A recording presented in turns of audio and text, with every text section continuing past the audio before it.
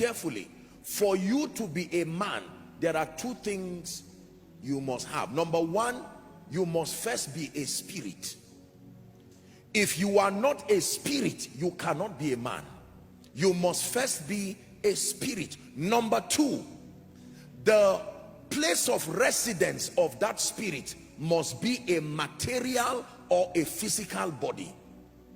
You must be a spirit, and that spirit must be domiciled, trapped in a material body.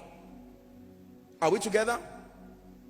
And then in addition, that spirit in that body must have what we call the mind, the interface between the spirit and the body, the mind containing the will, emotions, intellect, all those solical faculties. You are not a man if you are a spirit alone. You are not a man if you are a body alone. You are not a man if you are a mind alone.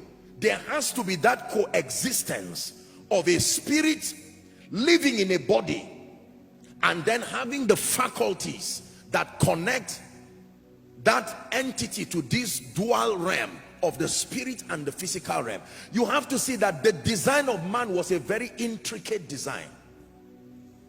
No other entity had that kind of design, that a spirit is trapped in a physical material body and then having a mind containing the will, emotions, and intellect. I hope you know that all other physical creatures on earth have bodies, but it does not qualify them to be called men. You never call a goat a man. Are we together? As much as science talks about chimpanzees and monkeys and evolution, you never call a monkey a man. What then is the difference? That coexistence, the spirit living in a mortal or material body connected by these solical faculties of the mind. That's what qualifies any entity to be called man. Are we clear on that? That means to know who is legal and who is illegal upon the earth. Listen very carefully. The Bible never restricted other entities from roaming about around the earth, provided they are willing to submit to man. There is no record in the Bible where other non-human entities were prohibited from the earth. They were allowed, but the condition is that they must submit to the authority of man. Are we building now?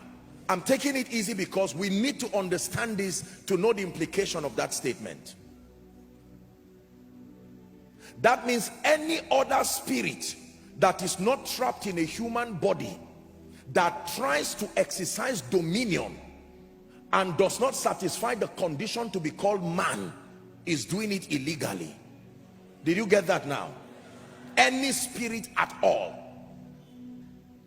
For the dominion and the exertion of authority from any spirit entity to be legal on earth, it must be trapped in a physical body, and it must have a mind that interfaces between the spirit and the body. This is very powerful.